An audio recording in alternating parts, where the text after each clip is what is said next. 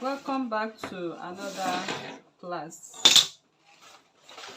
So we'll be making this gown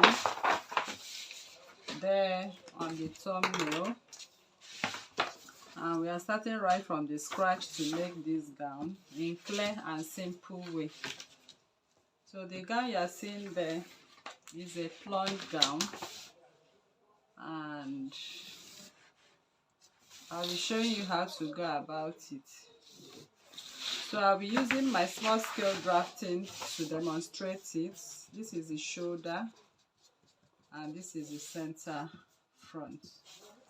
So here, what we need here is our chest line.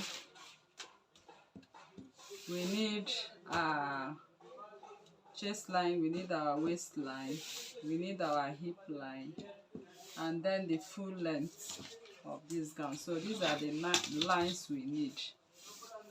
So we don't need any more than what we have right here. So another we can need is the bust points.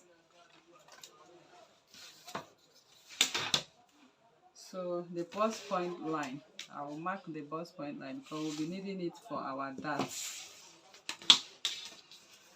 So these are the lines we need now. So next I'm going to do is to impute the shoulder measurement, the neckline measurement for the front. So what I'm making is my natural neckline, which is divided by your bust divided by 12. You have your natural neckline. So I'll come down by 1 inch and connect and transfer what I have on my shoulder line. I'll transfer it to the chest line, so I'll be able to create my armhole. So for my armhole, I'll simply go in here and divide what I have by 2, which you know how to do, and I'll come in by 0.75 right there, and I'll connect. So whatever I have now, my bust circumference divided by 4, I'll mark it and finish off my armhole line. Then my waist, this is my bust point, this is the chest line. So on my waist, I'll also mark my waist measurement divided by 4, and I'll mark and connect. I'll come to the hip, my hip measurement divided by 4, I'll mark, okay, and connect. So I'll transfer what I have on my hip to the I'll transfer it to the hem on my hip, and then I'm going to add extension of 3 inches to my hem, and from that from the waistline, you can see how I kept it. From the waistline, I'll just mark. So that is the shape of this gown.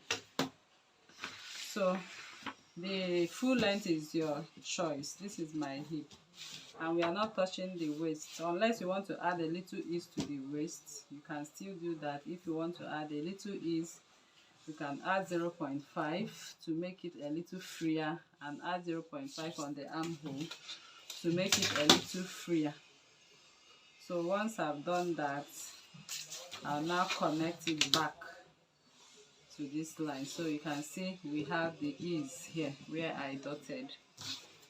So the most important thing right here on this plunge shift dress is the plunge line. So if you look at what we have on the neckline is actually a high neck, but it has a plunge yoke line. So that plunge yoke line is ending at the waist.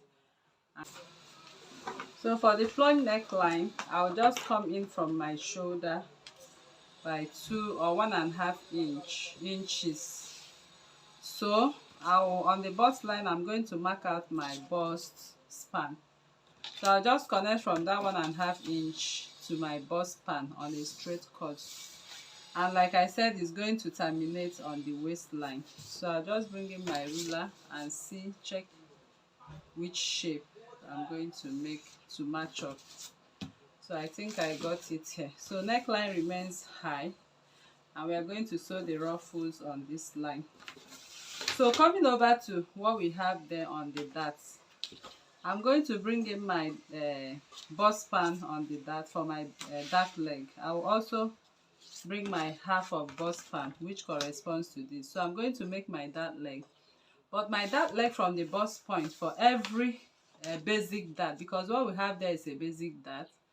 So from here I'll come down by 1.5 for my basic dart, but since it's a small scale, I'll just do it anywhere. And from here 2 inches. So I'm going to connect my basic dart. So from waist 2 inches, from bust point 1.5 before basic dart connection. So I'll just go in by 0.5, 0.5 and connect my basic dart. So this basic dart, I'm going to hold it on my machine before I proceed. So this is how this dress is going to be. So I'll now cut, and then we create a ruffle. So I'll go by this side, and I'll go to the armhole.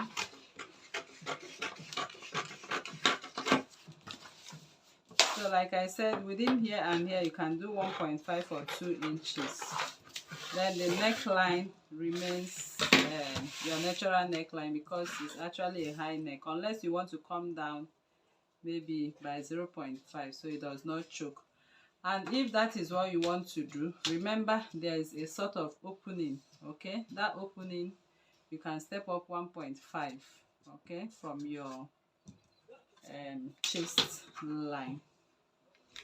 So I'm making only the front bodies because the back bodies is not a problem, but when making the back, ensure you put a zipper at the back, because this opening is only to this point, and all of these are on fold.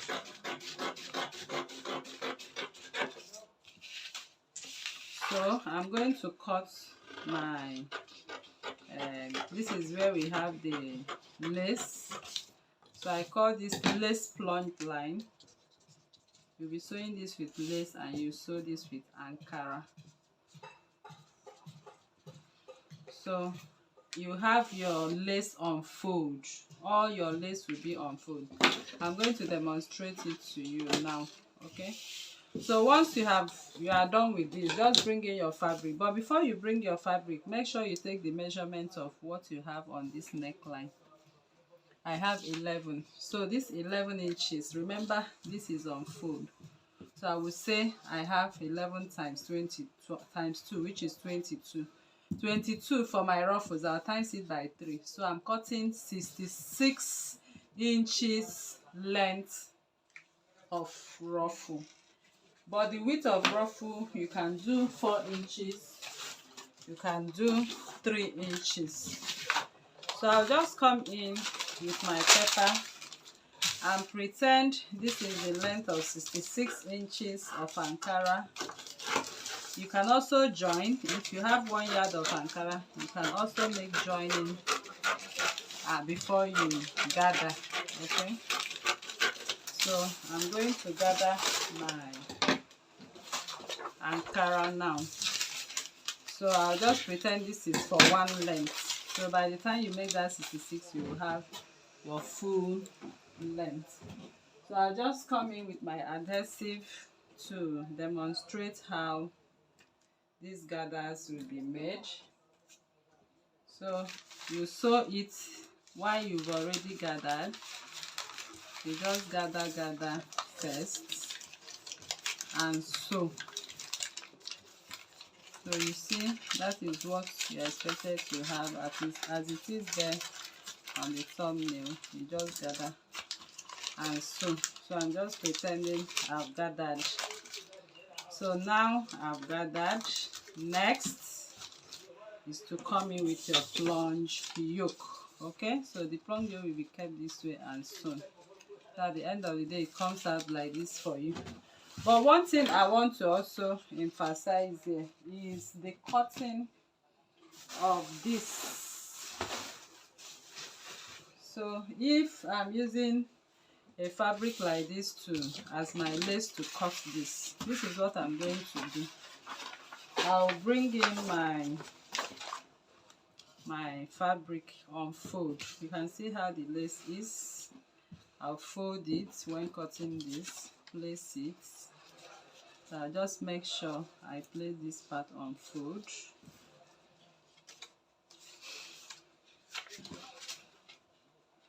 Let me use this part. Okay, so you can see it on fold. So once I get it on fold, I'll just go ahead and cut as usual. You cut and add your seam allowance. Please make sure you add your seam allowance. I'm just showing you what it looks like. So can you see this part is on fold, but at this point we came up by 1.5 from the chest line. That is where the opening will be. And you see we have a fake button, the button holes. So you are going to turn the normal way we turn using another fabric. There's a way this is being sewn. So if you place it here, right side to right side, you place this right side to right side. Go to your machine, run the stitches according to here, open it up and turn it to the back. You have that place neatly done. And there are some loops, button loops to it. So if you want to know how this is done, we have a video on how to make the button loops. I'll be dropping the link on the description box. So this is what your lace is going to look like. So you will come in with it and sew this way from one end to the other. And once you are done sewing, you have it like this. So of course you see this dress is actually beautiful. And that is how we'll come to the end of this tutorial. So if you are new to this channel, please kindly subscribe. And remember to sew your basic dart. This is a basic dart, okay? And that is why it's looking the way it's looking right there on the thumbnail. So please drop your questions, your suggestions on the description box, and see you in the next class. Bye.